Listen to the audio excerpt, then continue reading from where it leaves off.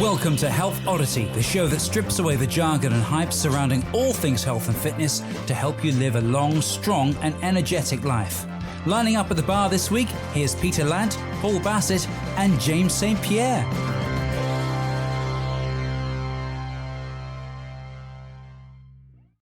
Hello and welcome to the Health Oddity podcast, episode 125. Now, it's funny because in podcast land, we've recorded these in a different order, so I had to remember 125. So I just thought of Intercity 125, which our guest won't know what I'm talking about because he's not from around these here parts, but everyone else will know. If you're in the UK, you'll know what Intercity 125 is, and it's very topical at the moment. But anyway, yeah, James is looking at me like I'm a weirdo. This is how my head works. This is why I don't do that many intros, to be honest. But are you wearing an anorak? It's not an anorak. It is a gilet. I'm rocking a gilet. So I got this for Christmas off my brother, who got me a gilet about 3 or 4 years ago for my birthday, I think, which I never wore because I didn't think I could pull it off. So now that I've got two, I'm going all in, basically. So anyway, it's not about me, is it? How are you doing, Paul, seeing as you interjected me? I'm all right. Yeah, I've been a bit quiet. I probably wasn't. I've lost track of where I was. I've left my previous studio. Had to build a new studio. I had to run the business while building the new studio, and loads of other shenanigans, which I won't go into because it'll bore everyone. But yeah, certainly been we haven't got long enough, mate. We haven't got long enough. What's been going on, and we haven't got. Needless to say, my stress levels have been fairly high. But it's basically getting in there at 9 a.m., 10 a.m. in the morning. The builders finishing at 12 at night every day since beginning of December almost. So just kind of and pushing builders seem to go at their own pace. So you need to be there all the time. My brother said that once. Very quick story about this, because my brother used to do flats up and sell them and stuff like that. And there was somebody he knew got a builder around, and they had they wanted a lintel put in where they were, but they wanted the ceiling to be flat. It had like a step in it, and they wanted the ceiling to be flat. And then so they spoke to the builder. He said, okay. They went on holiday, came back. The builder had done it, engineering wise, absolutely fine, perfect flat ceiling. They went upstairs and there was a step in their bedroom. They were like, "What's that?" And he went, "Well, that's where the lintel is." And they were like, "Hang on." So yeah, you're right. You've got to be there. Well, they stuck my water fountain in the middle of the main wall, which was going to have a huge sign in it, so you couldn't put the sign there. It's just little things like that, and also like things you need to attach to the wall. They're in the wrong place and stuff. So so there's loads of like filled in holes throughout the entire place. But we managed to open on the 3rd, which was a miracle. We still haven't got it completely finished, but it's functioning. It's safe. It's an environment which people seem to enjoy being in. So in the next week or so, it should be pretty much 100% finished once I've got additional mats and stuff like that, which over Christmas, over New Year, it's difficult to get everything delivered and on time. But it was bad timing, wasn't it? But it is what it is, isn't it? And you've done it.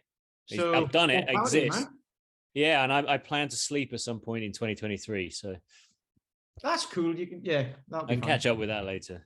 You got like 11 months to get that done. That's yeah. Well, that was, in case you don't know, that was our very, very, very special guest chiming in there with a good point, actually, because you've got 11 months to get it done, but we all know how that goes, right? Anyway, James, how are you doing? I'm very good, thank you. Yeah, very good. Great start to the year, and training this week's been good. I've got a few elbow issues, so Paul has taken out all of the upper body stuff for me this week. So I'm on a very much abridged or abbreviated program. I'm literally squatting, deadlifting, and good mornings this week. So my training. Yeah. But it's just we just decided just to give it a 1 week totally just off. So really enjoying squatting, deadlifting, good mornings, quicker workouts, big moves. Yeah, so everything's good. Gym's good. When your arms hurt, you just suddenly realize everything you do requires something to do with your elbow. Well, barbell back squats as well, obviously, in this position, but it's not terrible. It's more precautionary. I'm kind of stepping back before I have to, if you know what I mean. I'm kind of, taking a bit of a break now before I have to take a break. So listen to your body whisper before you have to hear it scream. That's exactly, that's the thing, isn't it? I love that quote, and that's a very good example you're setting there, James, for the listener community of this podcast.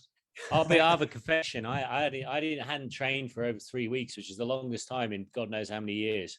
I literally just couldn't. As much as I preached, you got to make time. I couldn't get it. Well, physically, I couldn't do it. I knew I would break if I tried to fit it in. I tried to walk as much as I could. I just knew I was going to break. Your situation's slightly different, though, isn't it? Because it was like it was something that was beyond your control that just happened. So you had to try and control what you could. Yeah. And this is what we talk about every night. Like, you can't. Not everybody can go through stuff all the time, being in control of everything and being able to train. But it's like, if you did that for a year, that would be totally different, right? So it's one of those things. You've got it under your control now, and you've done very well at that. So that's great. I'm back on it now. Not in anywhere near the intensity I was doing it. I mean, I feel very weak in comparison, but I've started. So excellent. Well, our guest should be able to help you with all that sort of stuff, the mindset side of it, and all of that. I think, in fact, I know that this is the third time we've had this man on here, which is fantastic. I love that. And I'm gutted because I missed the first one because I was ill. I remember that. That was one of the 2 that I've missed, I think, ever. And because I was in bed all day. But anyway, it's not about me. It's not about Paul. It's not about James. It's about our very, very, very special guest. So welcome to the Iron Tamer himself, Mr. Dave Whitley. How are you? Doing fantastic. I am excited to be on the show. It's morning here. I know it's afternoon for you guys, and I hit the ground running today. Yeah. You said you've been playing with the boy in the morning and everything before he goes to school, and it's great, isn't it? Yes, indeed. Excellent. So, I'm basically, if I can't remember the numbers of the episodes that you've been on 2 previously. So if people haven't listened to those, we always, like, whenever we've got guests on again, we always send them back to those. So if you don't know who Dave is, where have you been, for a start? But if you still don't know who he is, go back and listen to those episodes, and you'll hear some of his origin stories and stuff like that. And James, we've just talked about the film of The Incredible Hulk with Lou Ferrigno and Bill Bixby and all that is on Netflix at the minute, apparently. So we're all excited about that. But so if you don't know who he is, go back and listen to those. And then what can I just say, Pete, just to interrupt you, it's episode 43 and episode 76. There you go. 43 and 76. Look at that. Jim. Like having Carol Vorderman. Yeah. I'm not. Yeah. I've knocked you off your feet. Lots of things coming in my head that I can say there, but I'm not going to. People won't know who Carol Vorderman is either. But there we do local jokes here. Yeah. Anyway. Yeah. So Dave's got a whole load of new. Like, I don't know if it's a new direction you've gone in, but you've got a whole new program you want to talk about and everything. So yeah. It's over to you, Dave. Where do you want to start? Okay. Well, thank you for that introduction. Thanks for having me on. And I'm very happy to talk to you guys. I love doing this show. Sometimes I do podcasts and I'm like, okay, that was okay. But like with you guys, whenever I get done with one, I'm always like, that was really good. I enjoy talking to those guys. And, it makes me feel like I'm back over there, even though I haven't been across the ocean in several years now. But I do love, I love every place I've ever been in Europe, really. So this is like, it makes me feel good to be able to talk to people who sound the way that you guys talk when you talk. So I appreciate it. I mean, sort of like posh, like the royal family. Yeah, totally posh. Definitely. Yeah, because when I think of you 3 guys, that's the first thought that comes into mind. They're very posh. Obviously. Well, they're all balding. King Charles is going to be rocking a gilet soon after he listens to this. Yeah. Tell Charlie I said, hey, what's up? But yeah, I without having to like go back and rehash where I come from and who I am and all that sort of stuff. For people who know, then and if you don't know, I grew up I'm from Tennessee in the United States, and I grew up a chubby, overweight, kind of weak kid with a terrible stutter, and got picked on and bullied a lot. really got fascinated with the idea of superhuman powers. The Incredible Hulk TV show that we were talking about just a moment ago was a moment in my life that I am still looking back on and understanding the significance of how that affected me to this day. Like, I've always known it was a big part, but as I'm doing the work that I'm doing now that we're going to talk about on the show, I'm seeing more and more how much of an impact that TV show, specifically the premiere of that TV show, had on me. And wound up becoming a master RKC, SFG master instructor, gym owner, traveling all over the place doing kettlebell workshops and stuff. From there, it evolved into performing strongman, doing feats of strength, bending steel, ripping decks of cards, that kind of stuff. And from that, I started really looking at how the mental aspects of training as a strongman, visualization, mental rehearsal, confidence, that sort of stuff could be applied to other areas, because I saw that I was getting stronger. I saw that there were a lot of other guys that were strong, that were practicing the same sorts of stuff that I was practicing myself. And I thought, how can I apply this to other areas of my life? So I started doing similar things with my business and with my relationships. And all of those things improved in much the same way. And I thought, okay, if it's working for me, it's going to work for other people too. Let's test it out. Worked on it with my clients. And the shortest version of this is I wound up writing a book and developing a program that I called Superhuman You, that was and still is centered around helping people with goal achievement and getting their mind to line up with the person they want to become.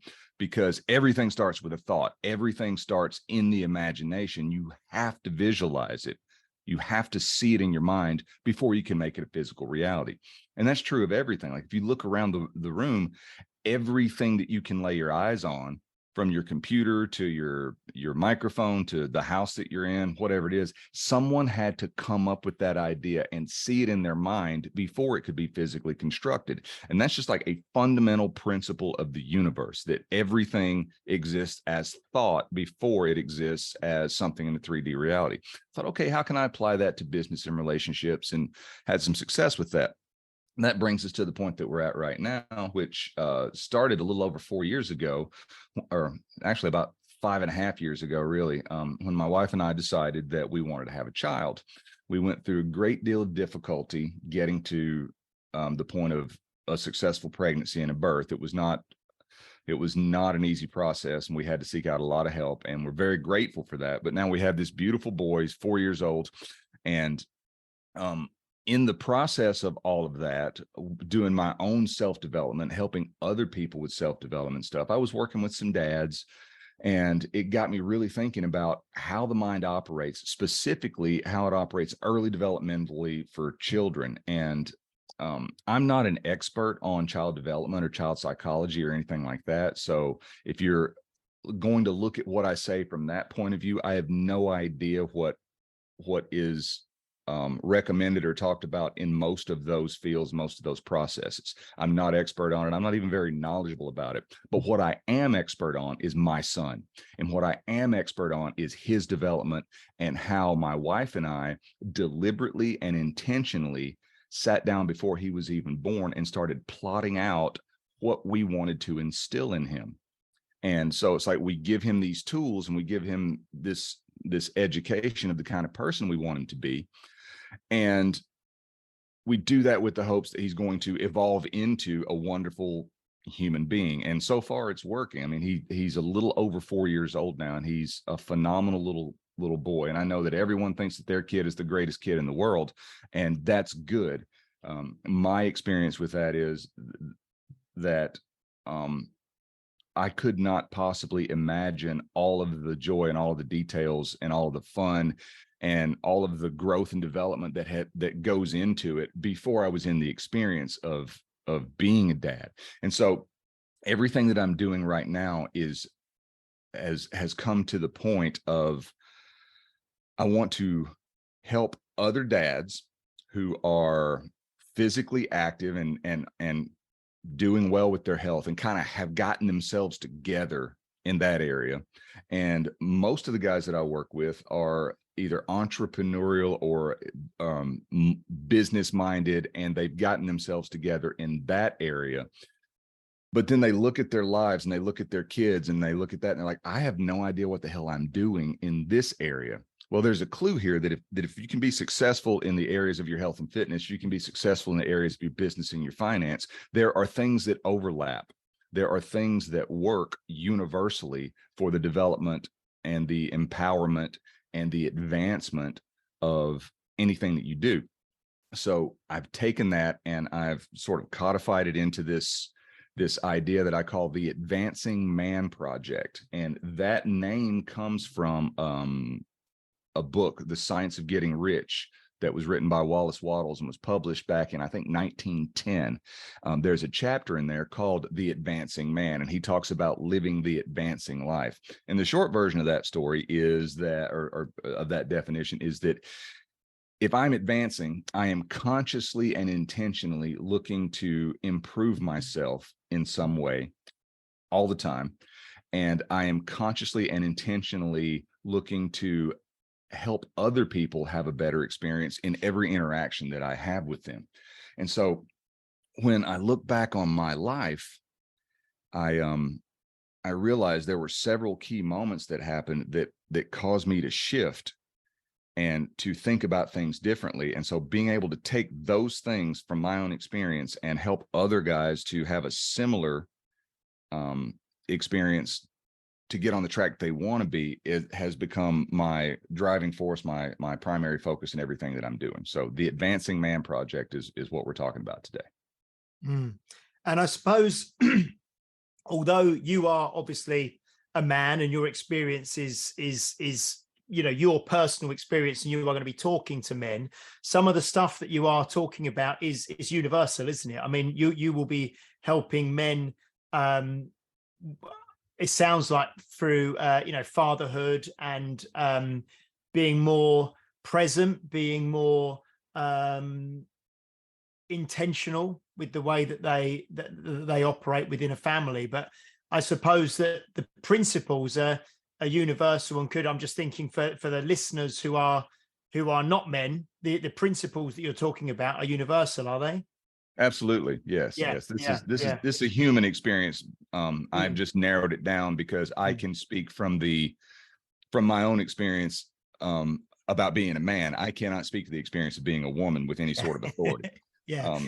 But what's fascinating is because I noticed this, and I know Paul is a father as well, and Pete is a father to a spaniel. Who's the best spaniel in the world? Who's the best? Everyone thinks yeah. But it is. I think that what you've tapped into and what you're talking about is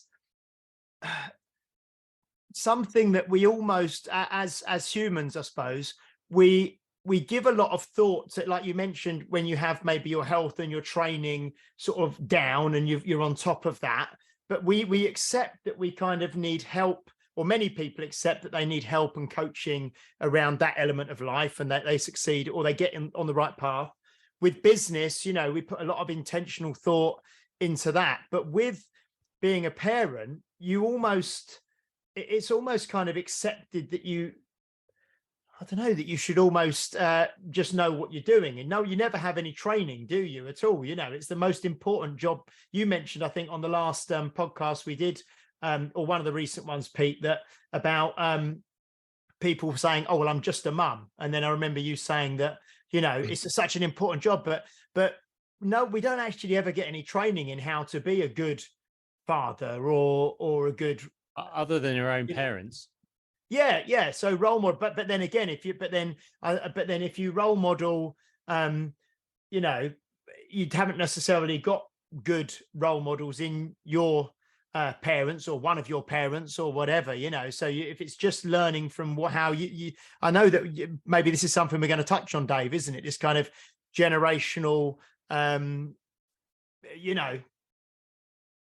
don't know. You talk to me. I'm just kind of thinking, I know what I'm trying to say, but I can't quite say it. Is what you're trying to say? So I can think about this with my parents, who, my dad died 19 years ago this month, actually. But so he was only 65. But they got married in 1965. They've been married a long time. I think it was like coming up to 30 years when he died. But their relationship wasn't that great. They brought up me and my brother. But I wouldn't, if I haven't got any kids, but if I did, I would not want to bring them up the same way we were brought up, because we were brought up, and it was the 80s and all that sort of stuff. But, you know, the kind of foods we used to eat weren't rubbish, but it was very limited. You know, we never had peppers, we never had pizza, we didn't eat garlic, we didn't eat this, like everything was meat and 3 veg, and that was it, and things like that. So my upbringing, I wouldn't want to put that onto someone else, if you know what I mean. So that generational stuff, and then there was also like lots of other things that happened emotionally and physically and stuff to at least one member of my family. But that then gets passed down, and I've had to deal with that in myself. And I wouldn't want to pass that on to a kid, which is one of the reasons why I haven't got kids, to be honest, because when I was younger, I didn't want to, because I was like, I'm going to pass this on, and I don't want to be responsible for that. But I'm not that person anymore. But anyway, it's not about me, but that's kind of, I think that's what you're trying to kind of say. That's what I was trying to say. Yeah. I mean, if the only kind of manual you've got, if you like, for doing this stuff is your own personal experience and the way that you were brought up, you've got kind of a 50-50 chance of having a positive experience or a negative experience, then passing that on, haven't you? And you'll subconsciously stumble into bringing up your kids the way you were brought up. Yeah. So. Yeah, 100%. You guys are actually doing my job for me. Anyway, thanks for listening.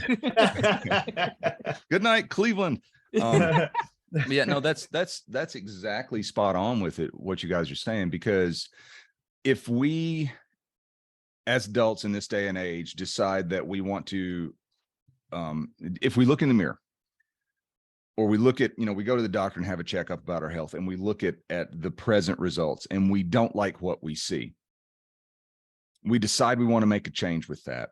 We go seek out information. The really wise people will hire someone to help them with that, not because they can't figure it out on their own, but because hiring someone who's walked the path and has a proven track record greatly reduces the amount of time that it takes. It greatly reduces the number of mistakes that you will wind up making, and it greatly accelerates the certainty of getting the result, right? Like if you want to get stronger, talk to Paul McElroy, because he is among the best of the best in not just in the world now, but like, in my opinion, of human history, in helping people to get stronger and to transform their bodies. No doubt about it. That's why you see results in the Amazing 12 program, that if you look at other people who are trying to get those results, it takes them 2 or 3 years, So that speed and that certainty is why you go to someone like Paul for that. If you're going to start your own business, you don't just start making something and then hope someone shows up to buy it, or you don't start doing a service and hope someone hires you.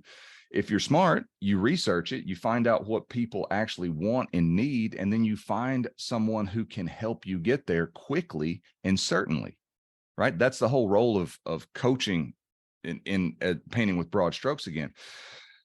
But then a very natural part of the human experience is to find a mate and have children. Lots and lots and lots of people do that. Otherwise, none of us would be here, right?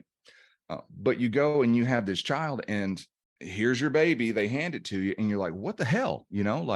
I don't know what to do here. And people can seek out coaching, people can seek out information, but hardwired into us is the experience that we had growing up. And so a lot of the guys that I work with come from a background of being what I would call normal, in terms of their health and fitness, in terms of their money. And so they show up and they do what they've been taught, what's been modeled for them as children, and they get dissatisfied with that result, and they decide, okay, I'm going to go find a better way to get stronger and be more fit and enjoy my life more, and enjoy the use of this wonderful body that I have more. Or they decide that I want to improve my financial status, and I'm not getting what I want working this job, and I've leveled out at what I'm going to be able to do here. What's something new, something different that I can do that will provide service for people? And then go and they find a coach and they set things up, and they change the trajectory of their lives there, right? A lot of the guys that I work with are the first person in their family to be wealthy or successful and rise above poverty, or that blue collar, get a good job and work hard makes you successful kind of work ethic, right? I come from that. I come from a place of believing that money was something that was limited. It was a necessary evil. And that was combined with a very, well, to the point of it being limited. Like, here's an example of that I never realized, but this was just a common type of occurrence. Several years ago, maybe between 15 and 20 years ago, I had an uncle pass away, and both of my parents were still living at the time. And we went to the funeral, and my parents were both from Georgia, which is in the southern part of the United States. And so, you know, culturally, funerals happen differently in different parts of the world. So for you guys over there, I'm not sure exactly how this plays out, but for where my parents grew up, they would get together, they would have in this funeral home, like church pew type situation, and the casket sitting up front. A preacher would come out and say some words and do like a little, you know, end of life religious ceremony type thing with that. And then everyone gets up and walks by, and some people call it viewing the body. Some people call it paying final respects or saying goodbye. You walk past the casket one last time before it's closed forever and taken to the cemetery and put in the ground. This part comes up, and my row gets up to walk up, and my mom stands up and starts to walk, and she takes 2 or 3 steps, and she stops kind of frantically and turns and looks back and reaches over and grabs her purse. She had left her purse sitting on the church pew, grabbed it, put it over her shoulder, and was holding onto it like this, like she always did. Walked up, we did, you know, the whole thing, came, sat back down, and I leaned over to her and I said, why did you stop and go back and get your purse like that? And she said, well, I didn't want anybody to take it while we were up there. And it sounds ridiculous to say it out loud, but like, it was at that moment, like it's a switch flip for me. I'm like, she thinks that everything is limited. She thinks that if you don't really, really hold on tight to what you already have, someone will come and take it from you, even to the point that we're with a bunch of extended family. Maybe that's the reason. Maybe she knew how the extended family was, right? But I started thinking back over my life and realized that's how she was with anything to do with money ever. And so I grew up in that, and no amount of sitting around thinking about what it would be like to have an unlimited supply.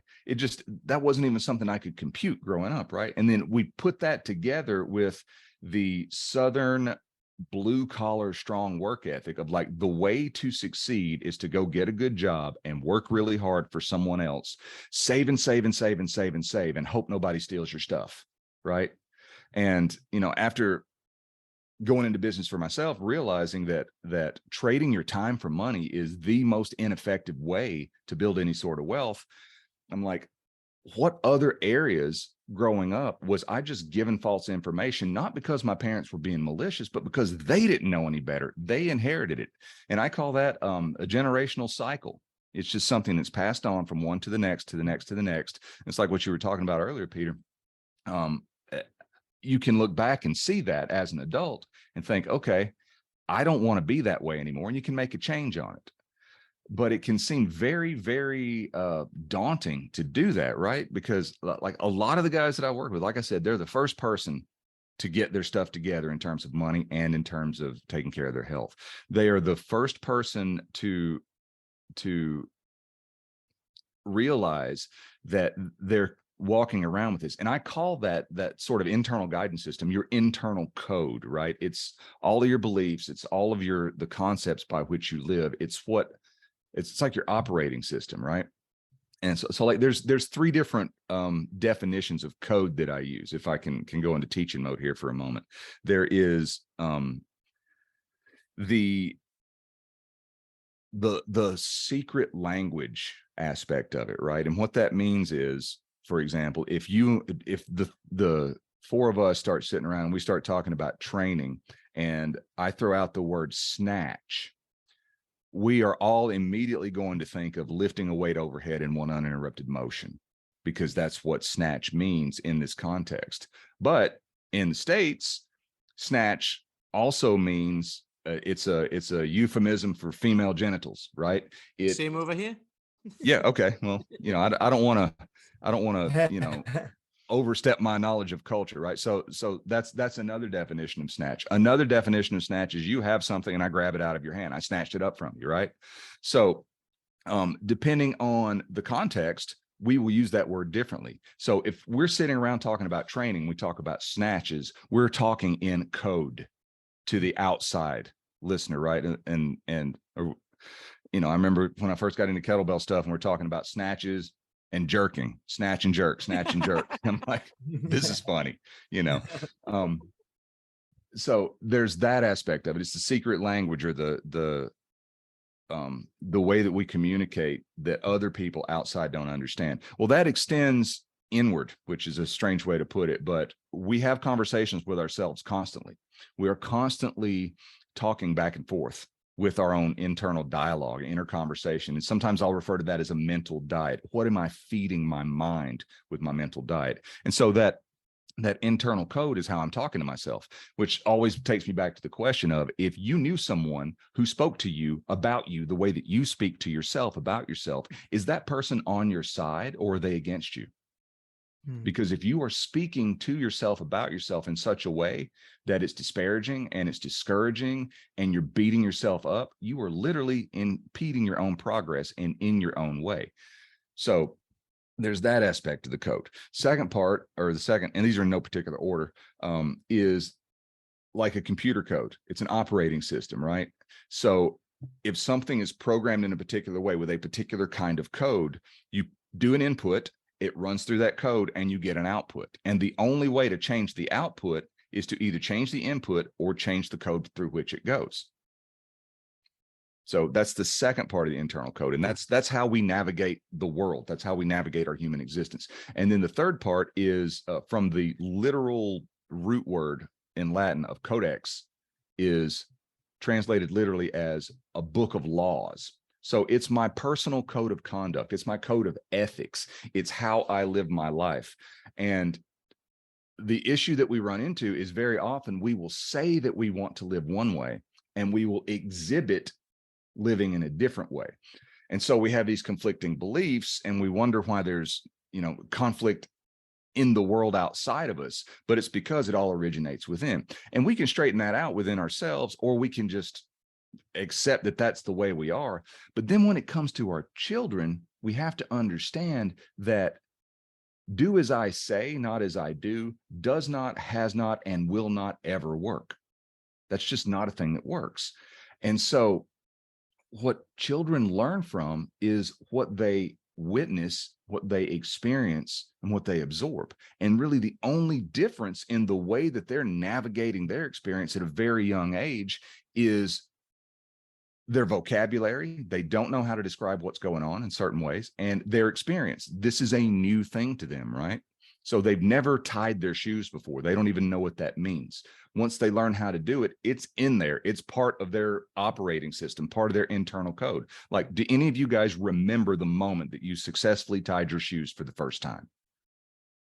No, but it's in there, and we know it because we can look at your life and see the result there. And that's a very fractional example of how the whole internal code thing works. And we inherit that. And that's why I call it generational cycles, right? And specifically what I'm addressing with guys is I want to address unwanted generational cycles, break those and replace them with things that serve them, that they want, and also take the ones that they already have that do serve them and strengthen them. Mm-hmm. So the guys that I've been working with as far as fathers are, they haven't figured out how to apply the mindset aspect that they've used successfully in other areas like finances and health and fitness to being a dad, because we are so immersed in that family culture and then the community culture and then the world culture of what a dad is that we don't really think about it very much, right? We think that it is something that we're trying to get our kid to do is how we are imparting things onto them. We're trying to get them to do things or get them to act a certain way or get them to think a certain way or get them to be a certain way, when really we can't teach them nearly as much that way as we can by just living who we want them to be. The guys that I work with are plagued by this underlying fear of failing as a father. They fear that whatever they do is going to have some sort of negative impact on their children. They maybe they were brought up with a tough love kind of thing where they would get a spanking if they made a mistake, or they would get punished. But they look back and realize that that was just abuse disguised as discipline, you know, and they don't want to be that way. Or maybe they weren't physically punished, but they were suffered emotional issues that way. Like, for example, I was at the park with my son a few months ago. We were there playing and carrying on, and there was another guy that showed up. He had two kids with him, a girl and a boy. The boy was younger. The girl was probably 10. The boy was probably 7 or 8 years old. Just guessing on that, maybe even younger than that. And the boy did something that the father didn't want him to do. I don't even remember what it was. And the father yelled at him and told him to stop. Like, that was his default. It's like, the kid did something I don't want him to do. My immediate thing is to get in his face and yell at him. This happened 2 or 3 times because the kid kept going with it. And finally, the father was like, okay, get in the truck, we're leaving. And the kid, realizing that the dad was serious, is like, why? I'm sorry. I won't do it anymore. So it's no. And this guy looks at this son, this kid, and he just looks at him, yells at him, you never fucking listen. We're leaving now. Get in the goddamn truck. And the little girl, she sees what's happening. She's in the truck already. And he sees me. He knows I'm there. And I'm like, if this is what he does when he knows someone else is watching, what's going on in the house? You know, the kid, to his credit, or playing out the role that he's being taught, stands and crosses his arms and just looks at his dad defiantly and doesn't move.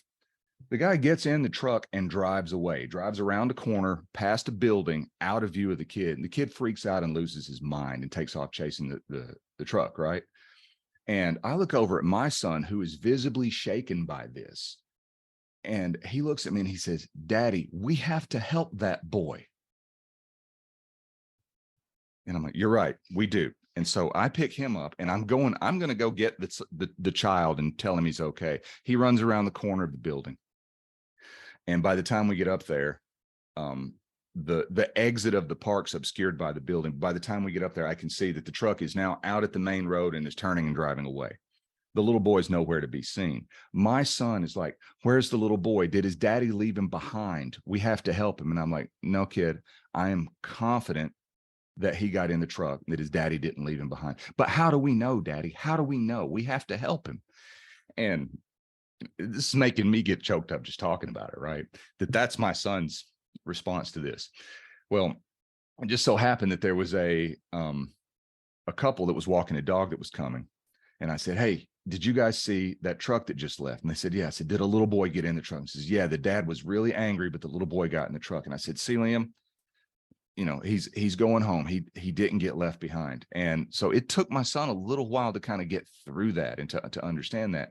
And, you know, knowing what I know from studying the process of what I want to do with my son, and I've talked about fear before in other shows, in like other contexts. Children are born and they're only afraid. All of us, we're born with exactly 2 fears, 2, and that's all. Those are fear of loud noises and fear of falling or being dropped. Everything else is a learned behavior, right? And so if we can learn it, we can unlearn it, right? But if we look at developmentally what's going on there, as a child gets a little bit older and becomes more self-aware, the biggest fear that a child that age has is being abandoned, being left alone. And so this guy's way of instructing his child to obey and do what I tell you to do is with the threat of abandonment. And so that kind of thing just really hits me hard, right? And this guy obviously learned that from somewhere. And I talked to some people about it without giving the context of that I have in this show. And some people are like, that's terrible. That's awful. I can't imagine that. And some people are like, well, good for him. The kid needed to learn a lesson. And I'm like, really? Is that really how you want to be?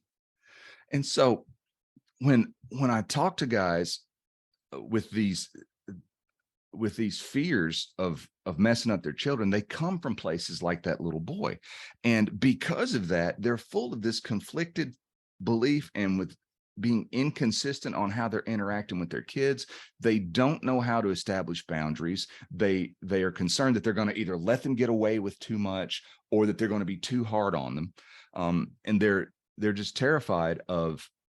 One guy actually told me that his biggest fear was that when his son grows up, he won't want to have anything to do with me anymore because of some huge mistake that I've made.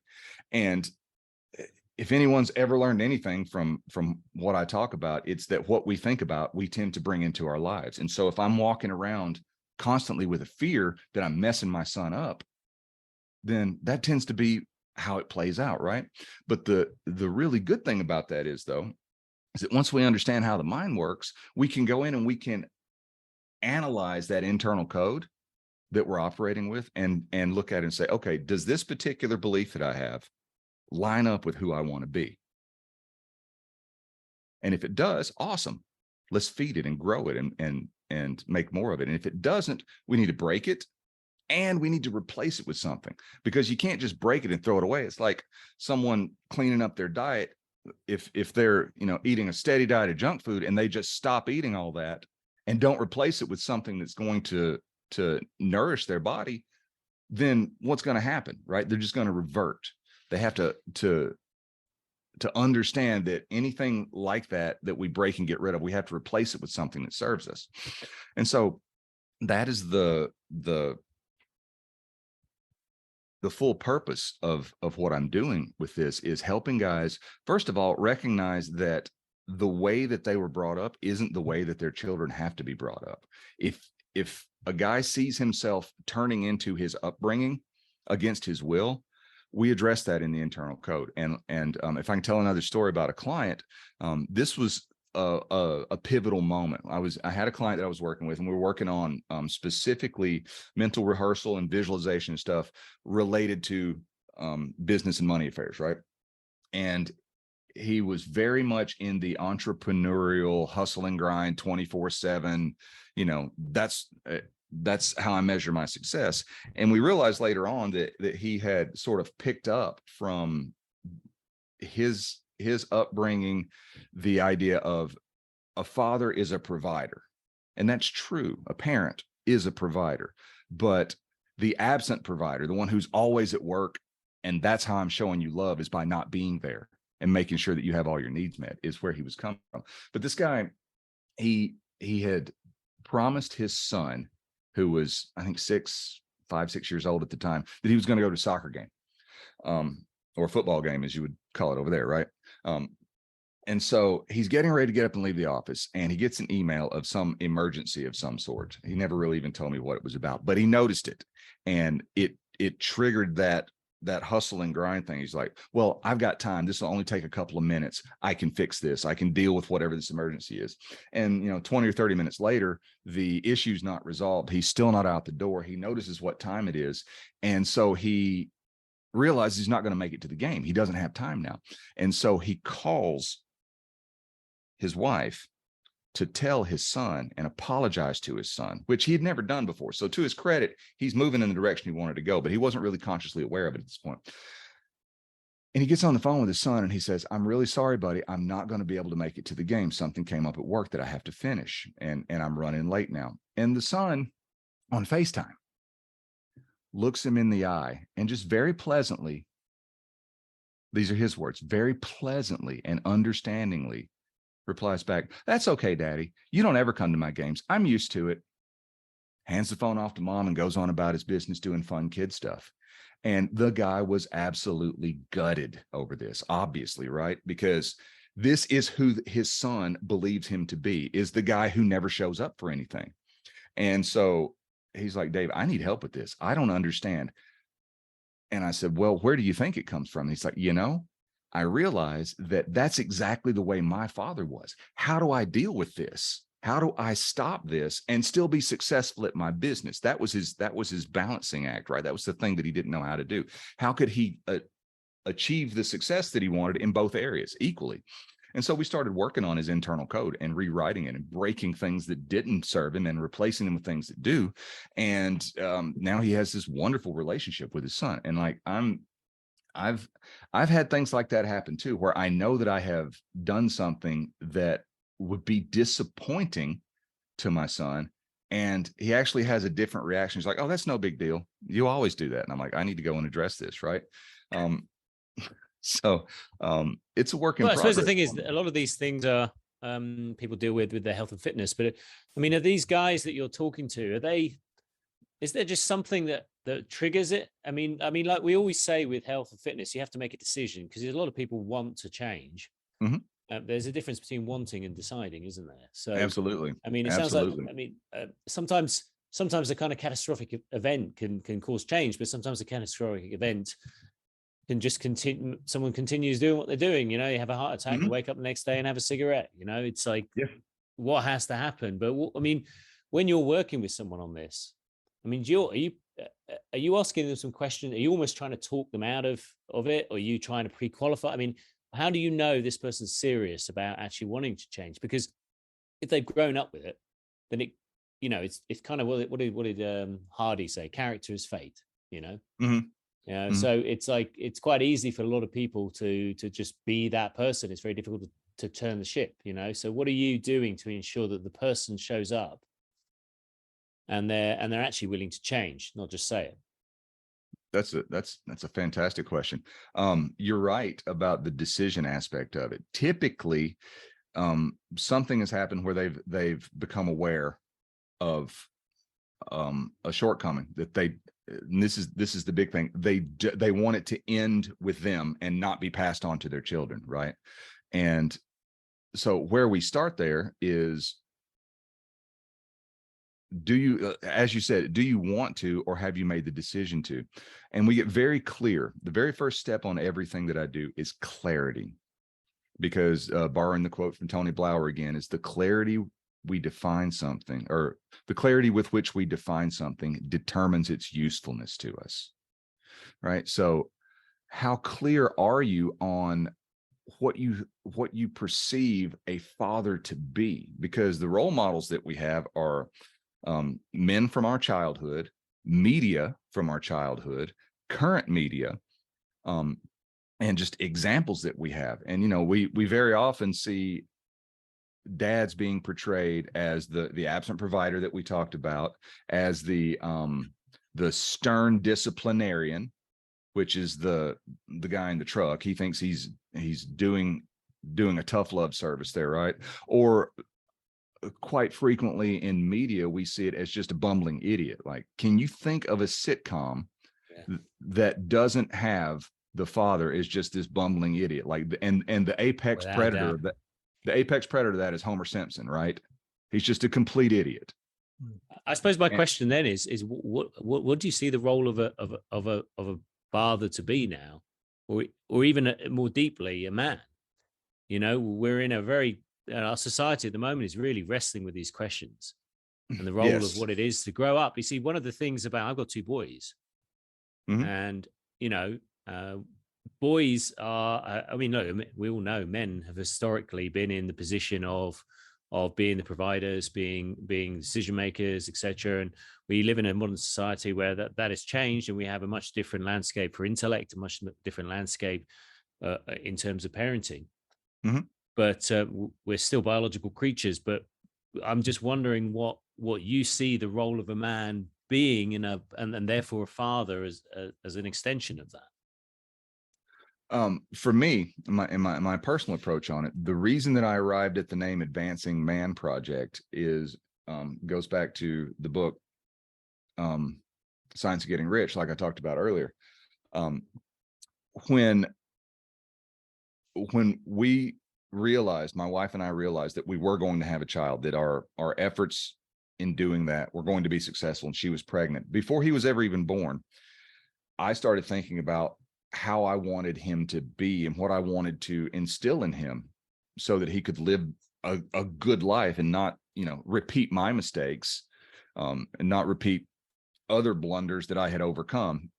And so I thought the way that I typically do this is to get is to get a lot of clarity on it, right? And to get very clear, because without clarity, you don't know where you're going. You don't know how you're going to get there. You don't know if you're already there, and you're just kind of forever reactive and inconsistent with everything.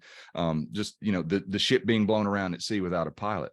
But once you establish some clarity and realize that there is an internal code, an operating system, a secret language that we use within ourselves, and it's our book of the law by which we live. And it's there, it's already there, and it's in play, and there's no off switch for it. So when we can accept that and understand that subconsciously that's where our behaviors are coming from, now we can go in and look at what do my external results show that I really believe? Not what am I saying that I believe, but what do I really believe, right? And once we get that established, then you know where you're going. You can decide the fastest and most certain way to get there, and you plan in advance how to respond to external circumstances rather than react to them. So that's at the foundation of any sort of change.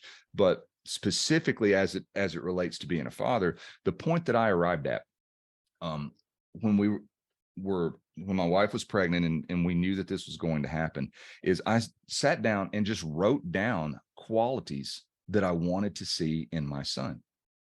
And as I wrote them, I'm like, these are great. This is awesome stuff. And I sort of sat it off to the side and went on about my business, came back and revisited it later and picked it up and read the list. And I'm like, I'm not up to task on like half of this stuff. I'm falling short on a lot of the stuff that I want for him.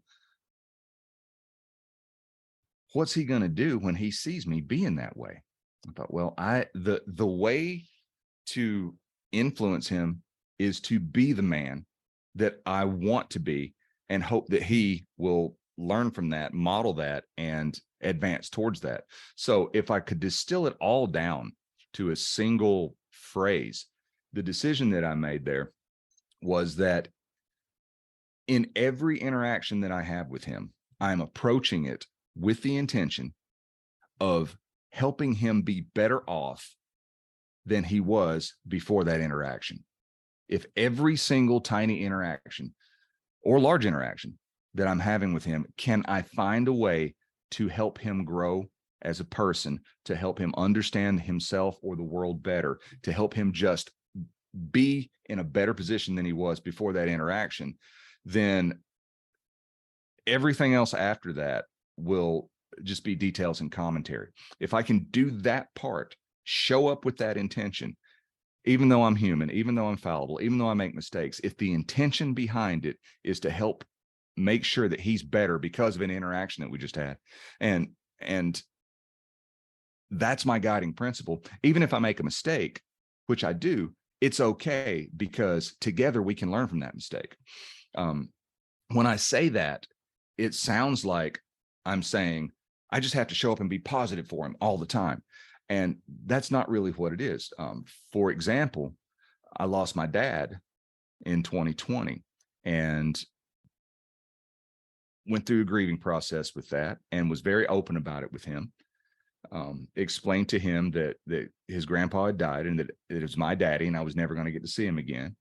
And explained like sadness to him and grief. And as best he could understand it, he caught on to it, right? And then my dad's birthday is in December. So last month when his birthday rolled around, I typically, I have a knack for remembering birthdays and anniversaries of particular things, and dates stick in my mind like that. So my dad's birthday rolls around, and I'm kind of, feeling that and being nostalgic and being grateful, but also being sad. And my son looks at me, very, very perceptive of me, says, why does your face look like that? And, I was like right on the verge of crying. So he knew that I was sad. I said, what do you mean, buddy? He says, your face looks like you're sad. Why does your face look like that?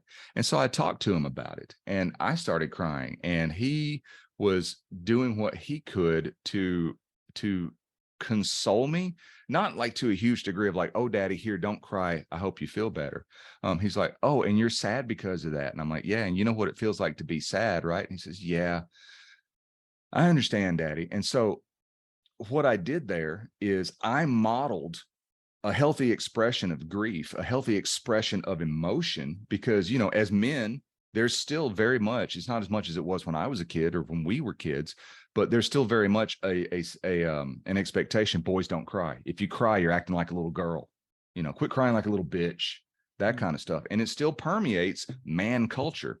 And I don't want my son to grow up suppressing his emotions and dealing with any sort of internal conflict that would propagate. So there's an example of it not being easy, and it not being pleasant, and it not being necessarily a happy, positive interaction with him. And so also, like, anytime that I do something, make a mistake, I own it and I apologize to him. And one of the things that I say to him, I don't say it every single day, but when most days, I'd say 5 or 6 days out of the week, when I'm with him before he goes to bed, I say, son, is there anything at all that happened today that you feel like I need to apologize to you for, where I was not kind to you or I was harsh with you or anything like that? And usually the answer is no. But sometimes if it's something like he wanted to do something and there was a boundary there, and I'm like, no, we're done watching TV for the day, we're going to go outside and play, and he is disappointed because of that, he might bring something like that up. But just knowing that I'm going to end my day asking him that helps me stay on track with the concept of every interaction I have with him, I want it to result in him being better in some way. So once that's established, everything else becomes a matter of how does what I'm doing and saying and modeling for him fit through that filter.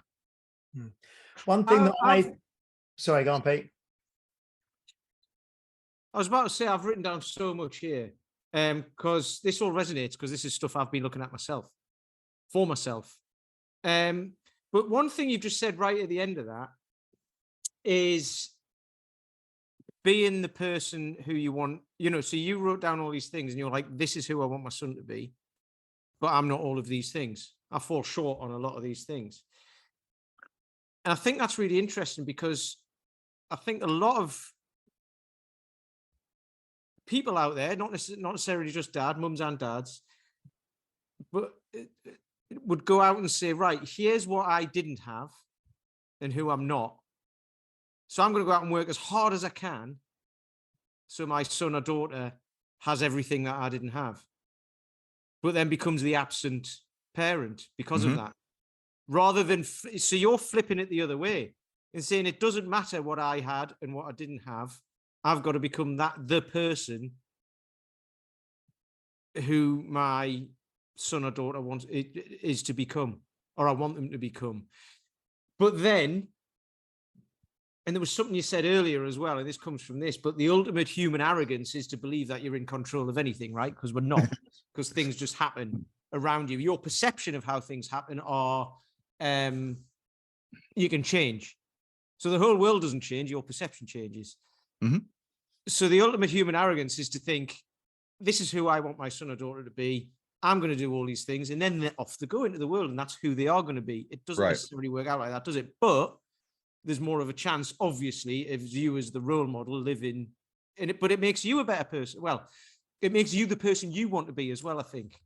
This is what I'm getting from it anyway. And I'll stop talking now because I could go on forever. But that's what I've just got from the very last bit of what you said there anyway.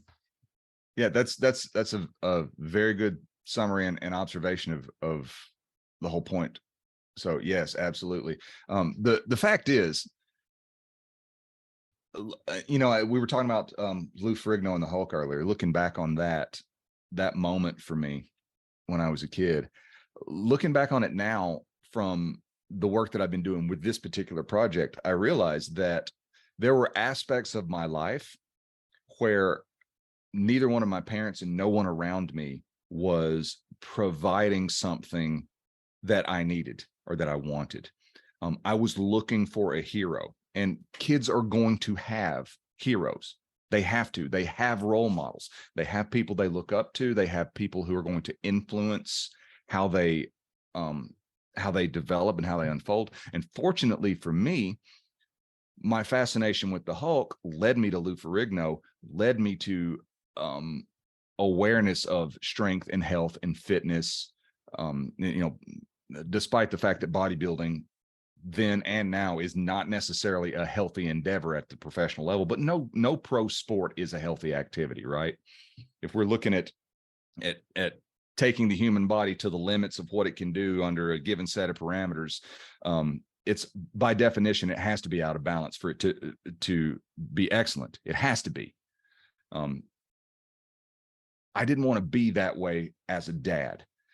And looking back, realizing that I needed a role model, I needed a hero in that area of my life. And I identified with the Hulk and chose Lou Ferrigno, or however you want to put that, as the catalyst that started me literally on the journey of strength and health that has been part of my life for over 40 years now. Kids are going to find a hero, and they need it. They have to have it. There's no escaping that. The only question then becomes, is it going to be you that is your child's number one hero? Or is it going to be some dumbass on TikTok who's, drinking hot sauce or, trying to light farts on fire or something, right? We've got that with Andrew Tate at the moment, haven't we? Whereas also totally, yeah. Men, there's a whole kind of subset of men or young or teenagers who perhaps don't have a male role model, and in there is as you say, the TikTok kind of influencers in there. Some good, some not so good. Some right.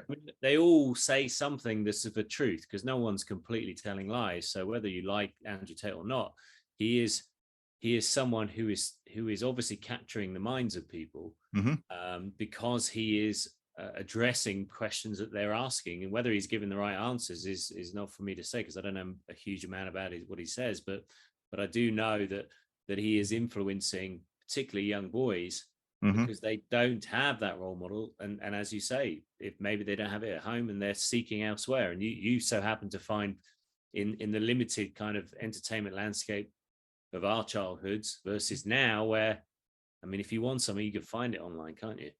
Yeah, within seconds. Good or bad. Yeah. Like, to put in perspective what you said, when I decided I wanted to get stronger, and found out, I saw Ferrigno and Arnold and Franco and all of those guys in the movie Pump and Iron not too long after the Incredible Hulk premiered, and I saw them lifting weights, and I'm like, okay, that's how this happens. That's the stuff you have to do to get bigger and stronger, to be like those guys. Well, I got some weights, but then what do you do? Right. Well, now you have to know how to use them. And back then it was like on the weekend, we would go to the mall, and I could go in the bookstore and peruse different books, that the limited amount of books and magazines that were published on the subject of health and fitness. Right. Contrast that with now, with a kid who's 10 years old and decides he wants to get into lifting or health or whatever. Google, bam, there's all the information in the world literally at your fingertips, and some of it is valid and some of it is not, so the pendulum has swung completely the other way. Like when we were young, the internet wasn't a thing. It was a much longer, more involved process, and even finding the information, much less implementing it, right? Or finding success stories with it, or finding failure stories with it, right? We were talking earlier about a particular nutritional approach that got Paul ruffled in his feathers. That was me. Okay. Yeah. Two little dinky birds. It was Pete. Okay. Yeah. Sorry about that. That's something you can just go Google and find, like how long would it have taken somebody to find that information if there was no internet and there were only bookstores? Yeah. You've just reminded, I watched a film yesterday, and a couple of my guys told me about it. Steve Holliner, friend of the show, told James about it on Facebook. Everything Everywhere All at Once. If you haven't seen it, watch it. And that's what Google is, basically. You just said, years ago, you'd go into, the film's about something completely different than what I'm about to say, but it's kind of similar. Because years ago, you'd have to go in and there'd be a few magazines written by people who know what they're talking about, and you'd be able to find a program and all that, but you'd have to go looking. Now, everything is everywhere all at once on Google. You go and you want to know anything, and you've got everything at your fingertips. And that's what that was one of the whole reasons we started this podcast, was because we don't want to have everything. We want to have things that help. and each episode that someone listens to will help a person, one of the listeners. It might not, but they can use the old Bruce Lee type thing of, take what works for you and disregard the rest. Right. And I can guarantee that in this episode, there's stuff for like that's going to happen. There'll be stuff for everybody. But I think one of the things that I think we've noticing when we're talking is that, hacks and techniques and things like that are everywhere. They're 10 a penny, and they have been for an age. But the character, in order to implement these, is often lacking. And often we seek the techniques, but we lack the character to implement them. And I think the big development of anyone who's successful is that they have the character to see it through. So on your programs, how are you ensuring people that? I mean, do some people start and not finish? Or are they? I mean, does everyone come with the character? Do they kind of self-selecting in that sense, or are you trying to help them establish that character to actually see through some of these things? So that once they've got the information, they actually can do it, rather than just saying, "Yeah, I know how to do it. Yeah, I'll do it." Well, the people that I work with, I'm becoming more and more selective, because I don't want someone to show up and waste their time and mine by me saying, okay, here's this and this and this, that if you do it, it will help you. And then them come back the next week and not done any of it. Right.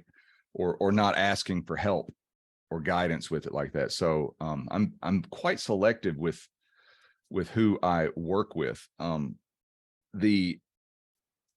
The guy who I'm working with, like if I'm painting in generalities, like, the idea of an avatar, right? He's sick of being stuck in the same old negative thoughts and conflicting beliefs and bad habits that have gotten him where he is. And he knows that there are other areas of his life that he's been able to change the way he thinks and change the way he sees himself. And then the results just naturally unfold, because he's working from he becomes a new person, and then he acts like a new person, rather than saying, I'm going to start acting in a particular way and hope that I become the person who that feels natural for.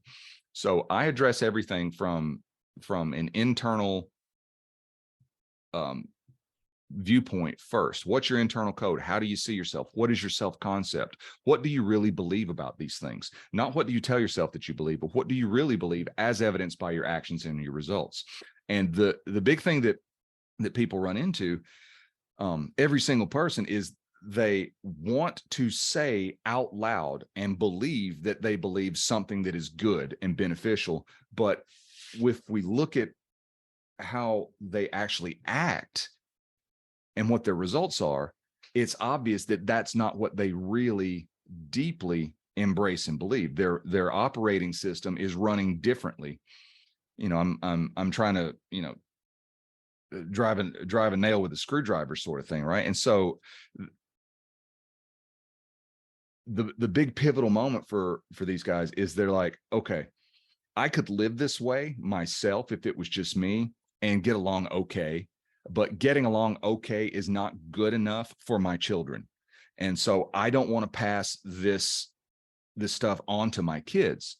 And I know that saying, do as I say, not as I do, doesn't work. So how can I do differently for them? And the answer is, we have to be someone different first internally, even though we may not be expressing it anywhere else in our life. Once we change our identity from being that stagnant, stuck person to being what I call the advancing man, who is perpetually improving his own life and perpetually doing whatever he can do to improve not just his kids, primary focus on the kids, but to improve everyone else's life around them.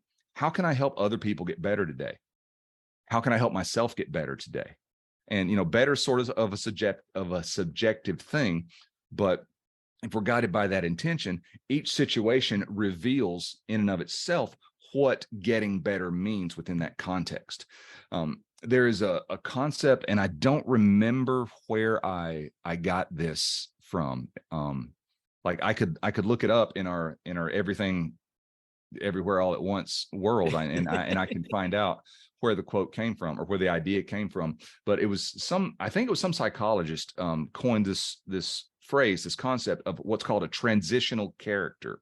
And that means that a transitional character is a single person who in the course of a single generation can do something or become someone so radically different that it alters the entire future for generations for that family. It's like it's a complete and utter disruption and change from the past leading up to me. I'm the transitional character. Everything after me changes, right? And when we think about a family tree, we think about the trunk comes up and all the branches go, and I'm over here on one branch and my children are further out on that branch or on a branch that branches off of me. But really, that is, as a visual representation, it's just a little bit lacking. If we're really going to look at the family tree, I'm the trunk. I am drawing from my roots. I am my own experience. And then everything that grows forth from the trunk is a result of how well that trunk is interacting with the roots and absorbing things or not absorbing things to help the tree grow. So that transitional character is the person who comes along and says, you know what? Diabetes runs in my family. This is a personal one. Diabetes runs in my family. You know what else runs in my family? Biscuits, gravy, cake, pie, and literally using particularly sweets as a vehicle to express love and affection. Here, I made this cake for you because I love you. And that's, going back to the funeral thing we were talking about earlier, that's like a huge part of the entire Southern culture in the US. It's like if some terrible thing happens, someone has a loss, a funeral or whatever, people will bake a cake and take it to the person. Here, I made this cake for you because you're sad. And that seems like a great gesture of kindness, and the intention behind it is, but then diabetes runs in the family, right? And, of course, the flip side of that is something wonderful is happening. You had a baby. Here, I made this cake for you to celebrate, right? And so it winds up being, that's just a little sliver of it. But that kind of paradigm, that kind of thing that happens within the internal code is prevalent in areas, multiple areas of our lives all the time. And so can we identify the action versus the intention behind it? Because the intention behind it is I'm going to express love and affection and caring and compassion and empathy to you. But the actions play out in such that I'm contributing to a problem that you already have, and I'm devaluing your life. And you're going to blame it on your genetics? Yes. Because it runs in the family. Because it runs in the family. And even though diabetes did run in my family all the way up to my grandparents, and I have an aunt, my dad's sister, who has dealt with insulin issues on my mom's side, several aunts and uncles, so from both sides of the family, it's coming in. I should probably just accept that I'm doomed to that, right? But because of a decision that I made to get interested in being stronger and being more healthy, it never happened to me. And because, and this is an interesting example of how the ebb and flow happens with it. Because of my interest in that, I started talking to my parents as a very young kid about food and about nutrition. And, cheap food is almost always more processed and not as good for you, right? And so obesity is a symptom of poverty, is my belief, right? And so I'm like, all of this stuff comes around from a fear that we're not going to have enough. And so I'm going to, sack away money. I'm going to hold on to food and not waste it, right? Have to clean your plate. Don't waste food because it costs money. So you're overeating, and you're overeating on cheap shit food.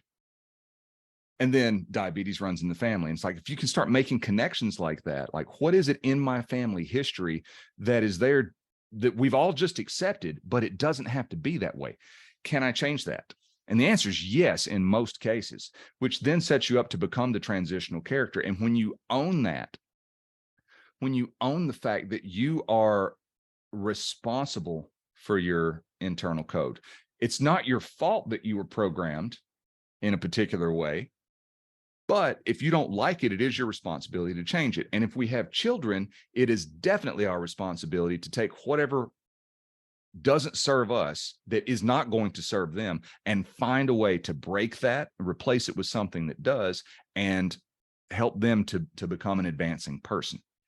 I love that. Call Fred Broderick, by the way. I looked it up.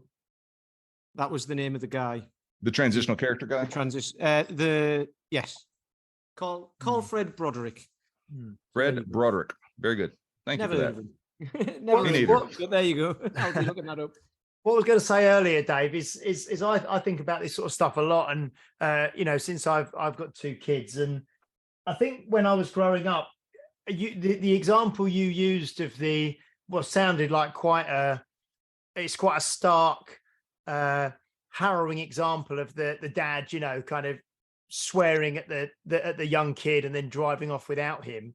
But I think a lot of the things that I mean, I don't know if this is the same for all of us, but I remember some really like innocuous little kind of things from when I was growing up, like just a little phrase that someone would say to you, or almost the way someone looked at you, or little, so nothing that was particularly like something of note, like a big occasion, but you just seem to remember these little interactions you may have had with people at times, or little things. That makes me really, really conscious of when I'm dealing with my kids, like, like just, you might just remember the way that you said something, and then the response that you got from a parent, or the way a parent would look at you, or the tone in their voice that they would, it's these small kind of daily things, isn't it, that I think you have to be really, really, and I just know from myself as an adult, remembering things from when you were like, 3, 4, 5, 6 years of age.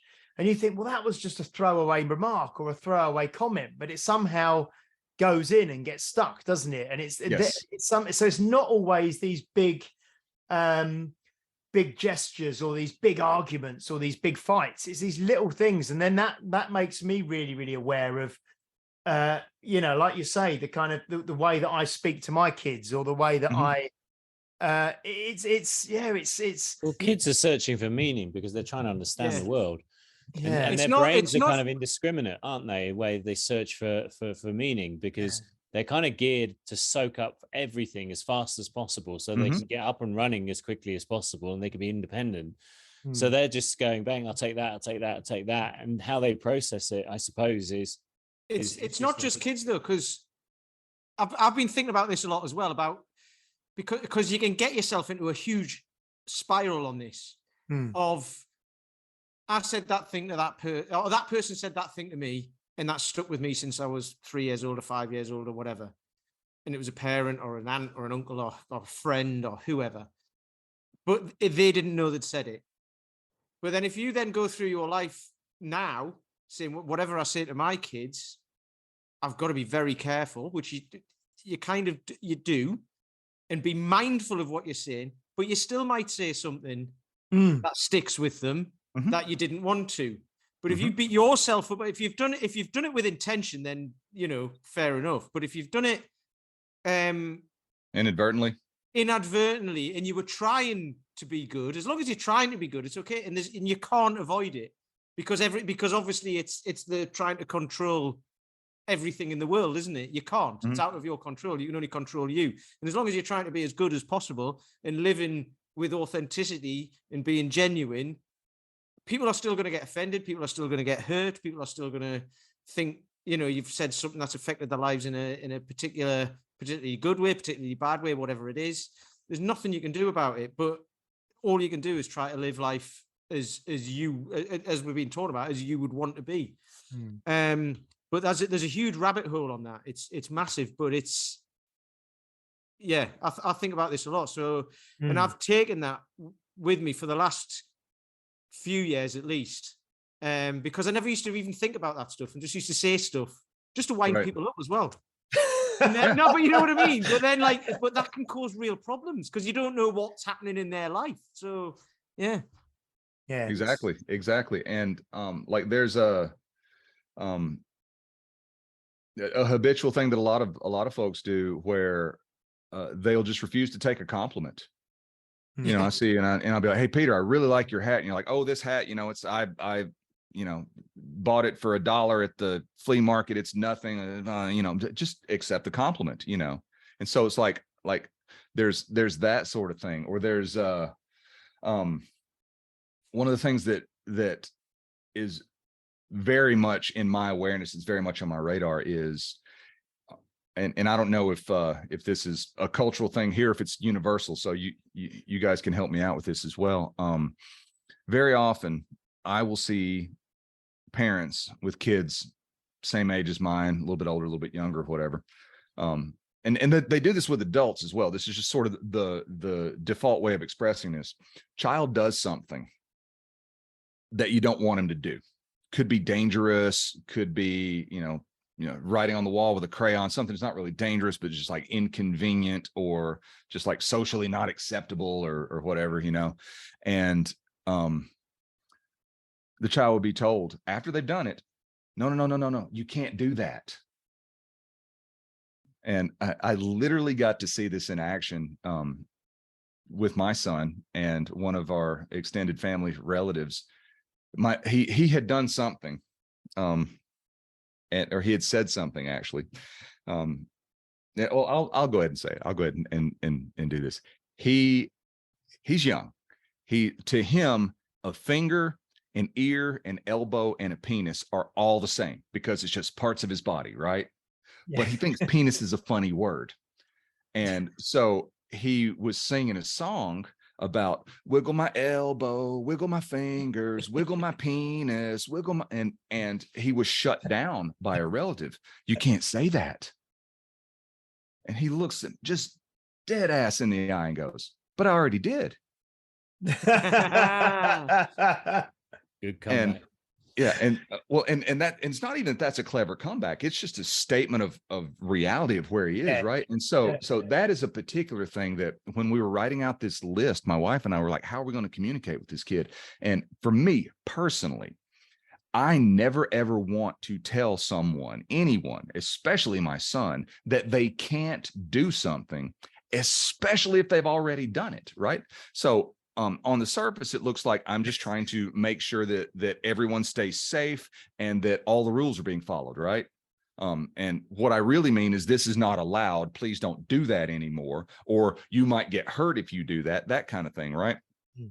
But if that's the way that is expressed, how many hundreds of thousands of times during those first 7 years or so of developmental sponge-like absorption of the brain is a child told, you can't do that, you can't do that? And how many times is being told they can't done in reference to something that they literally did? I did it, and you're telling me now that I can't do it anymore. And I'm like, what sort of effect does that have? So I actually have a couple of things that I printed out and hung on the wall by the changing table before our son was born. And it's not a changing table now, it's a dresser, right? But the stuff still hangs on the wall. And it is ways to communicate what you really mean with your child and to help them understand and develop better, and being specific about it rather than you can't do that is on there. And another one that's like a real commonly used phrase that we rarely ever say to him is be careful. Because like kids playing on the steps, right? And just throwaway comment, be careful. Or, sometimes you might hear, be careful, you're going to fall and break your neck. Like they don't process it the same way that we do. I know that if I'm walking up and down the steps and one of you guys says, hey, there's ice on the steps, be careful or you'll fall and break your neck, I know that you are purposefully being exaggerating with that, right? And that that's just kind of an adult communication thing. He doesn't have the vocabulary or the experience to register that. And so what he hears when he says, or when someone says, be careful, what the child hears is, I don't trust your judgment, and you're in danger and you don't even know it. And you don't know how to deal with it. So be afraid. And I don't want to tell my son to be afraid of something that isn't there. I want him to explore it and find out, is there danger here? And if so, how do I mitigate it? Right. So I have a list of things that to say rather than be careful. And it's stuff like, did you notice that there's ice on the steps? Hey, when you're swinging that tennis racket or that stick around, be aware that your friends are standing close by. When you jump off the couch, be aware that the dog is there. Don't land on him, rather than, oh, be careful. Be careful of what, So those kinds of things, to go back to what you were saying about just little throwaway comments. There are some that are throwaway comments that just get lodged in there, and you can remember with great detail the specificity of that instant in time. I think this is just pure conjecture on my part, but I think that those things stick because they're like associated with thousands and thousands of other things that sort of carry the same meaning, not the same intention behind them, but the same meaning as we start to learn how language works and how emotions and intentions are connected to words. I hope all that made sense. I feel like I went on a ramble there. That's perfectly fine. I've just realized as you were talking there, James isn't in charge of this one. It's me. And I could go on forever about this stuff. This was the wrong podcast for me to, this was the wrong episode for me to introduce, because honestly, I could talk about this for, I could talk about this for hours. I could talk about this for days, because I've been looking into this stuff for so long. Or it feels like it's so long that everything you're saying resonates, and I love it. I absolutely love it. But, and we'll have to have you back on, obviously, because you've got to try and beat Dan John to who's been on the most, because he's been on 5 times and you've been on 3, so you're getting there. But, is it like Saturday Night Live that after 5 we get a jacket? Yeah, totally. You get a gilet. I'll give you a gilet. Or you come back on as like a guest host. You come back on as a guest host. Oh yeah, okay. Yeah. You do a monologue you can do the monologue before we come on. But yeah, no, honestly, I don't want to have to stop you there, Dave, but I think like we've been going for like an hour and 20 minutes or something like that. Oh yeah. And we could go for another hour and 20 minutes easily. But yeah, so honestly, I've got so much going around in my head. I've got so much written down as well. Yeah, how do we usually do this?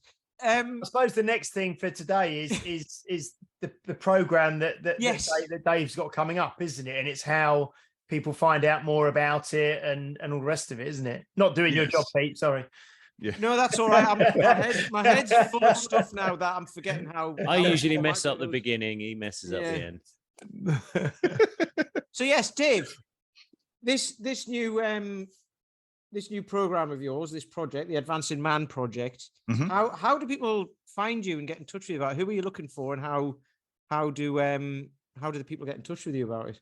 Well, conveniently enough, there is advancingmanproject.com. Well, it's all, you've thought of this, haven't you? Yes. It's almost like there's a plan. And I will say this, a couple days ago, I was working on some of the stuff on that site, and I sent it to someone to kind of look over it, and they didn't put the 3 W's on the front, and it didn't take them to the site, but then they went and put the W's and it did. So if you just type in advancingmanproject.com and it doesn't take you to if it takes you to a GoDaddy page where it says this domain is parked, just throw the W's on there and it'll take you where you need to go. Having said that, the Advancing Man Project is the thing that I'm working on now that we've been talking about. It is specifically for health and fitness aware, money aware men who are fathers, probably of young kids under 10 or so. If we're going to get really specific about dialing it in, and it's not exclusive to that, but those are if that's you, it's for you. If you see yourself becoming your upbringing against your will, if you are having an interaction with your kid and it goes unpleasantly, and you like, that sounded like what my dad used to say to me. Oh my God, I'm turning into my parents. It doesn't have to be that way. I know this from experience, not just with myself, but from people that I've worked with. And so next, I say next Tuesday, but this is going out on the 20th. Okay, this goes out on 20th. January. Okay. Yeah. All right. So on the 21st 4th of January, which is a Tuesday at 2 p.m. Central Time, my time. I'm not sure what time that is in the UK. I think it might be like 10 p.m. for you guys. I'm not 100%. Yeah, something like that. Yeah. I'm doing an online workshop where we're going to go into much more detail about all of the steps that go along with this and how the framework actually works. You go to advancingmanproject.com and you can register for it. For my friends that are in other places that can't attend to it live, it will most likely be a replay if I can figure out that technology in time myself. But it's going to be a live Zoom thing, and I welcome you to be on it. It'll be interactive. There'll be question and answers. I'm going to go much more deeply into how the framework works, about how to get more clarity around what you actually want to do and who you want to be, the process that we use to break and replace those generational cycles of unwanted beliefs and limited thinking, and how to actually take that, put it into practice so that you can become an advancing man. And to that point, it's much like, okay, I learned a lot about how to eat and how to lift and how to be healthy, and I went to the gym twice and I ate 3 salads. I'm done. Doesn't work that way, right? It's a daily practice. If you want to change things fundamentally, you have to change fundamentally. So this will shine a big light on the areas that you feel like you're falling down. This will help you develop the relationship where you become the hero, the role model that your kids are looking for, and you become the father that they need. And you do that by becoming the man that embodies those characteristics and those qualities. So it's win-win all the way around. You will enjoy your life better. Your kids will turn out better and won't be, doomed to the generational curses. And the biggest thing is the relationship that you have with your children will be so much more fulfilling. And so much more, the bond will be so much stronger, because you know that every single time you go to interact with them, you're guided by the idea of, I want them to be better off than they were before this interaction. And we'll get into some of the specifics about how to do that, because like I said earlier, it sounds really simple, and it is simple, but it can get kind of complicated.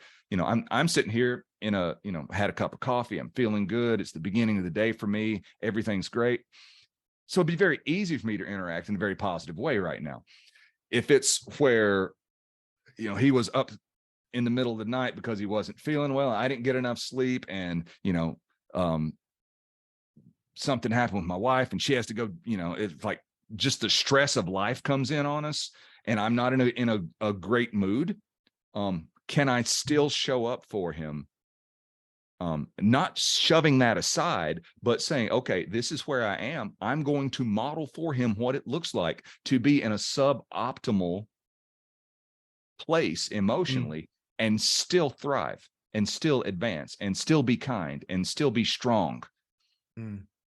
So advancingmanproject.com. We're going to talk about all that stuff. That is fantastic. I've got one more question to ask you, but I'm going to do it at the very end. Okay. But Dave, honestly, this might be my favorite episode, because and I'll happily say that. Are you meant to say that on these things? I don't know. Can't have favorite children, Peter. I've got any children. Things go wrong. I've got a favorite dog, but I've only got one of those, you see. So no, honestly, Dave, I think this has been an amazing episode. And it's going to be a one to listen to more than once for people, I think.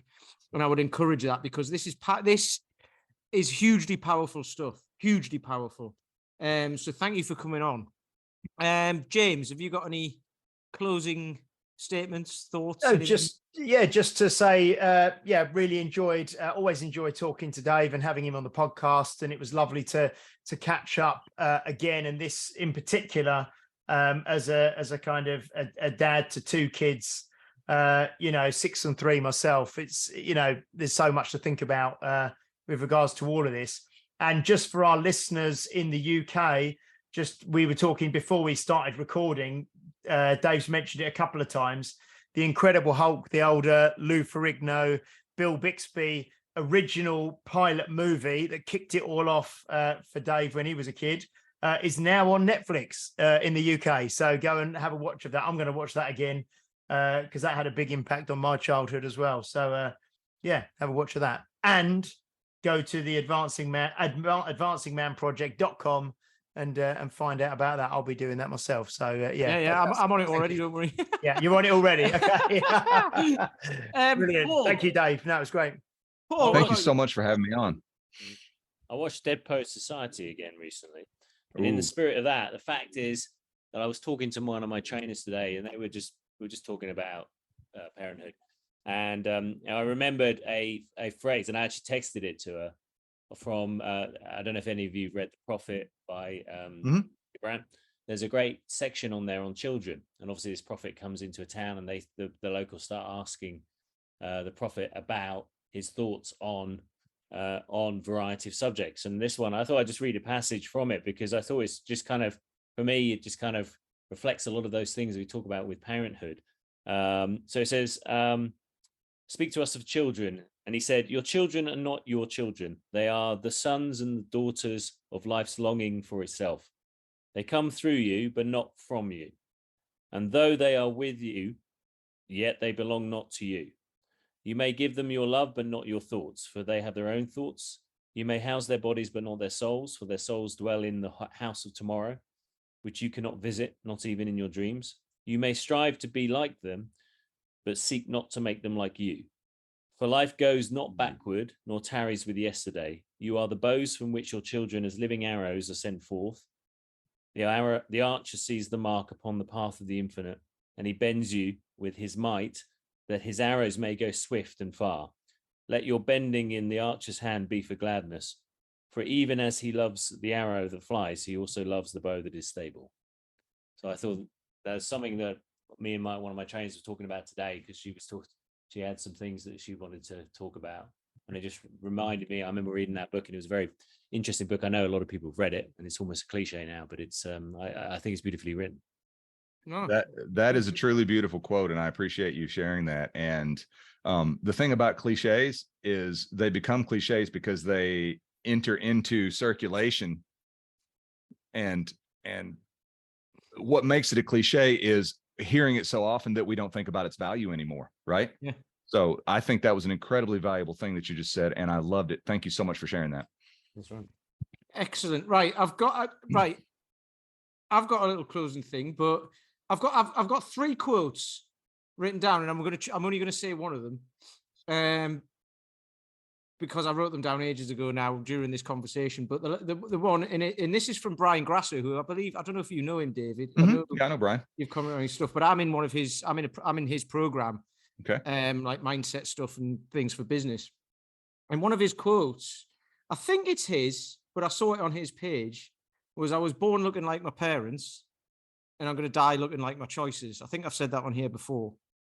And I just think that is brilliant, because that is what that kind of runs through everything we've been talking about today. Is like the choice you make today. You know, you said it earlier, you determine who you're going to be or who you want to be. And then you decide what the choices that person would make. Mm-hmm. And you start doing that now daily, and then you get to be that person, which is brilliant. Yep. And speaking of choices, will you be going to see Pantera on their tribute tour? It's not a reunion, is it? But, it's not a reunion. No. No.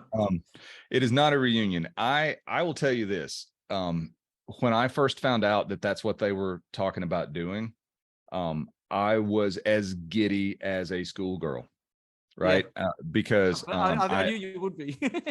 I saw Pantera every year.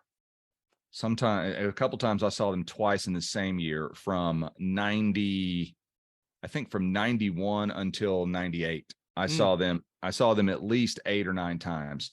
And during that period of my life, they were my favorite band. You were talking earlier about being able to talk for days about something. I could literally talk for days about Pantera and about Dime and about Vinny and about the legacy and about the tragedy and particularly about the relationship and the parallels with Van Halen. Mm-hmm. And the fact that Edward Van Halen put the Bumblebee guitar in Dime's casket and all of that stuff.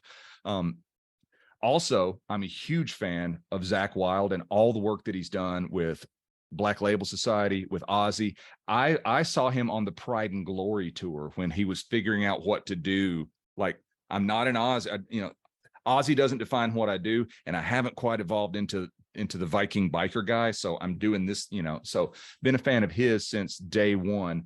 And so, and Charlie Benante is just one of the most fantastic drummers ever. So when they announced that that's what they were doing, I'm like, those are literally the only two people that could pull this off. Yep. Right. And so what are the expectations? Because the last time I saw Phil sing, he was kind of rough, and talk about living your choices. He's made some choices that he managed to survive and he's learned from. But, 15 years ago, you're like, this guy's not going to be around. No. If you would have told me in 1993 that Dime would have been the first one of those guys to die, not Phil, I would have not believed it. Right. So when it happened and they played those shows in South America or Chile or wherever they were, it pops up on YouTube. I'm watching it, and just really crappy cell phone recordings. I'm like, oh my God, they're doing it. They're pulling it off. Yeah. Is it Pantera? That's up to them to decide. To me, it's not Pantera, because there is no Pantera without Vinny and Dime, just like there's no Van Halen without Ed and Alex. But is it Pantera as close as it can get with the two guys that I believe that the deceased members would have handpicked to fill in? Yes. Did they deliver the Pantera experience based on me having been there live, watching it on YouTube? Absolutely. So the short version of an answer that's already gone on way too long, if they come around here close, like within a 3-hour drive of me, I will be there. Yep. If they do a UK tour, I'm going to go, because I saw them in 94, I think, just after Far Beyond Driven had come out. And that was at an all-seater venue in Newcastle, where I grew up. An all-seater venue, right? A Victorian, it might have even been a Georgian theatre. So an old theatre, basically. They were on stage. Somebody had ripped a chair. That was when Big Val was the security guy. Uh-huh. Someone had ripped a chair out and threw it on the stage. It came in from the crowd and landed on the stage. And then they cut the PA. And then they came back on and started again. And then it got a bit rowdy and they cut the PA and the concert was cancelled. So that's the only time I ever saw them. I saw them for about 40 minutes. And then the gig was cancelled, and that was it. And we all got our £10 back, because that's how much it was at the time. It was the best thing I've ever been to. And it was the gig that didn't happen. And it was amazing. It was exactly how it should have gone. I saw Megadeth that year. That was my I met Brilliant, Dave man. Mustaine as well. Yeah, absolutely fantastic. Dave Mustaine is a neighbor of mine. He lives about 15 minutes from me. Is he a nice guy? Are you around his house all the time, like knocking on the door? Dave, can I come in? I've met him 3 different times. Because and this is a long story. So I'll condense it. Most of my stories are longer. The way that I met him the first time was I had a friend that I knew through strength work who worked for a company that makes guitar strings, and Mustaine was one of their endorsed artists. And 2 times a year, they have what's called the National Association of Music Merchants show, the NAMM show. Summer's in Nashville and winter is in Los Angeles. So my friend lives in LA. He's coming to Summer NAMM show. He says, hey, do you want to get in? And I'm like, sure, I'd love to go to NAMM. I always wanted to, because, I was a guitar player for a long time. And so they made a laminate. I was an endorsed artist, all of that kind of stuff. So I could show up and get the VIP thing there. And so after hanging out with them, and I showed up at 11 in the morning, they were already drunk. It was that kind of thing, right? So after hanging out with them all day, they're like, hey, what are you doing tonight? I'm like, I don't really have any plans. Says, good. We're going to go have sushi with Musty Dave. Musty Dave? Yeah, Mustaine. I have to go do this thing to take care of him because he's one of our artists. So I went and had dinner with Dave Mustaine, and his wife and daughter and a couple of guys that were from this string company. Sat next to Dave, had conversations with him, and he was awesome. I'd heard stories about him and all that, but I also know that, and this actually relates back to what we were talking about earlier with parents, and people were bringing this up. Everyone is doing things the best they know how to do it at any given moment. And all of those stories of him being a diva or being difficult or whatever, if you look at that, if you graft that out, it's happening along with the worst elements of his addictions, right? So he's coked up, he's on heroin, he's drinking a 5th of whiskey a day, and he's being a dick. Imagine that, right? And so to reference that back to something I forgot to say earlier is one of the huge parts for me for being able to do this advancing man stuff is realizing my parents did everything they did from a place of love, acting the best way that they knew how to act. And so that's why I'm able to not chase down that guy that drove off in the truck and pull him out of the truck and shake him and ask him what's going on. I understand that as a human being, he's operating with faulty information and he's doing the best that he knows how to do in the moment. So anyway, to go back to Mustaine, he was absolutely lovely. I saw him 2 more times after that. I bent a wrench for him because I knew he was going to be there. Bent a wrench for him and gave it to him. So that kind of stuck in his mind. Saw him on a plane once and talked to him. I was like, hey, Dave. And he's like, hey, buddy, with that kind of like standoffish thing. And I'm like, no, I'm not some dude. We've met before. And I know Joe. And it's okay. So we like hung out and talked for a few minutes there. And then I saw him again, him and his wife at the farmer's market. near where we both live, and he's there buying like corn on the cob or whatever. So but that was just like a hey Dave, how's it going thing. But yeah, he was a lovely guy, and whatever stories I've heard about him that were unpleasant, he didn't exhibit any of that toward me. Oh man, right. Anyway, that's like an extra 20-minute music podcast at the end. Yeah, there's just a little bit on the end. That's because I'm branching out. I've grown the beard. I told my girlfriend Sean when I started growing this, right? I showed her a picture of Dimebag and I went, that's what I'm aiming at. And she was like, no chance. But it's Diet getting pink, there. Hey, it's getting there, I'll tell you. I'm not going to dye it pink though. Anyway, Dave, honestly, thank you so much for that. I've had a great time. Thanks for listening. If you have more questions like that, we should probably like stop recording and yeah, don't worry. I'm going to wrap up now. But thanks for listening. Honestly, we appreciate you all of your support. Thank you again to Dave for coming on. Honestly, this has been a great episode. And if you like it, please like, share. If you think this will impact any of your friends or family or anything like that, please forward it on. Leave a review. Let's get the message out there. And also don't forget the Advancing Man Project website. Share that with your friends as well. Thank you for listening. We appreciate you all, and we'll see you next week. You've been listening to Health Odyssey with Peter Lant, Paul Bassett and James St. Pierre. To get your regular fix of hype-free health, you can subscribe and leave a review wherever you get your favorite podcasts. You can find out more on today's and other topics at healthodyssey.com or find us on Facebook or Instagram by searching for Health Odyssey.